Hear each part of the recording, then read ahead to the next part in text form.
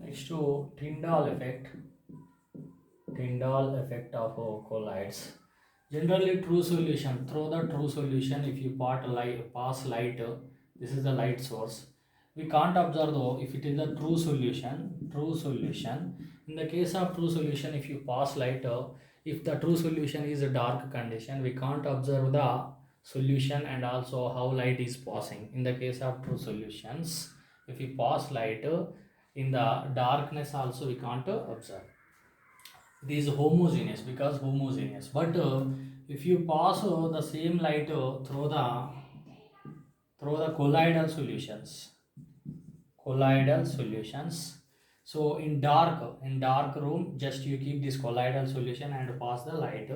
Then what happen, the path of the light we can observe, the path of the light we can observe through the colloidal solution. So they are showing Tyndall effect. So here what happened, why we are seeing the particles, because the colloidal range particles, the colloidal particles when the beam of light when passed through the colloidal solution, the sole particles can be scatters the light. So due to scattering of light through the when the passed through the colloidal solution, this phenomena is called Tyndall effect. The scattering of light when passed through the colloidal solution is called Tyndall effect.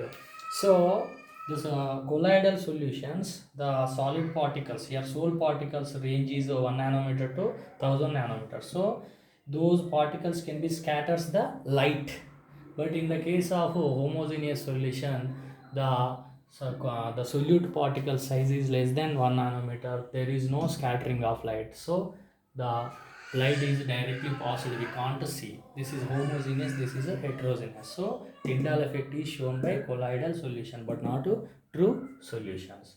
Then here when we can observe the solid particles.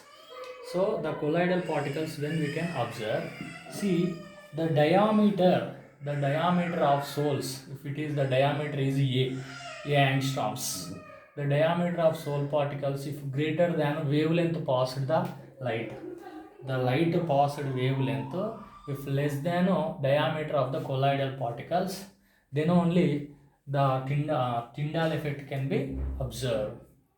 Tyndall effect can be observed when the diameter of the colloidal particles should be greater than the wavelength of the passed light.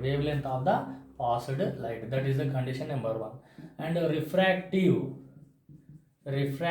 indices should be greater than the medium.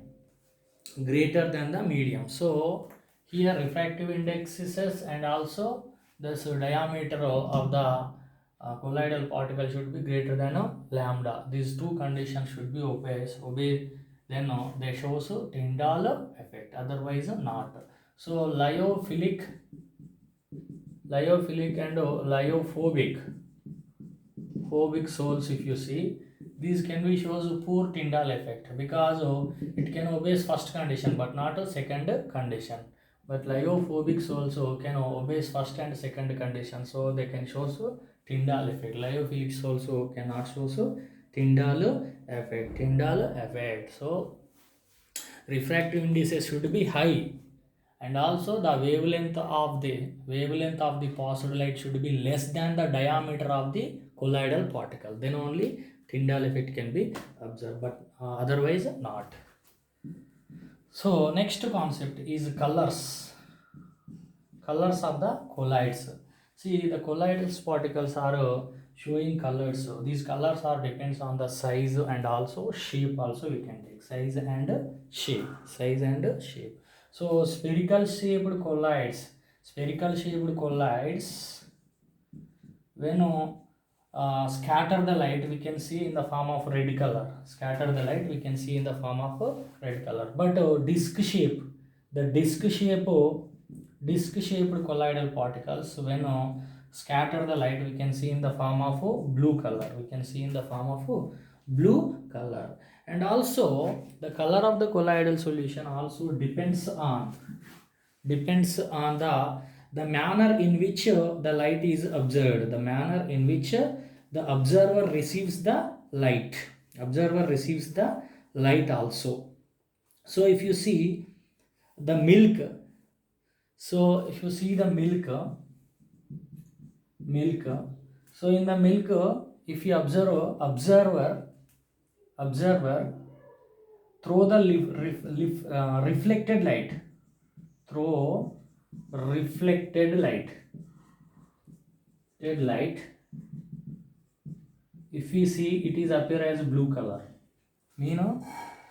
If you pass through the milk, if you pass light through the reflected light, if the observer is observing the milk, then he see blue color. Otherwise, through transmitted light, it is appear as red color. Through transmitted light, if you observe the milk, then he can see in the red colored form. And also charges, the charges of colloids. So generally colloids having charges, positively charged and negatively charged colloids. How they can be observed the charges on the colloids? Charges on the colloids, if you see, for example, for silver nitrate, if added to the potassium iodide solution, for the potassium iodide solution, if you add silver nitrate, then what happens? Silver iodide is formed. Silver iodide precipitate is formed. This formed silver iodide can be absorb the negative charged iodide minus ions. It can be absorbs negatively charged iodide ions. Then the soul is appear as a negative charged soul. So for the potassium iodide solution, if you add silver nitrate, the formed silver iodide can be absorbs the negatively charged I minus. So the total soul is appear as a negatively charged soul. And if you see the reverse, if you added, that means for the silver nitrate solution, if you add potassium iodide, reverse manner if you add, here what happened? The formed silver iodide absorbs silver plus ions. So this soul is appear as a positively charged soul. So the charges are due to preferential adsorption of the charges present in the solution, charged ions in the solution. So generally the metal oxides are positively charged, whereas metal sulfides and metals are negatively charged souls. And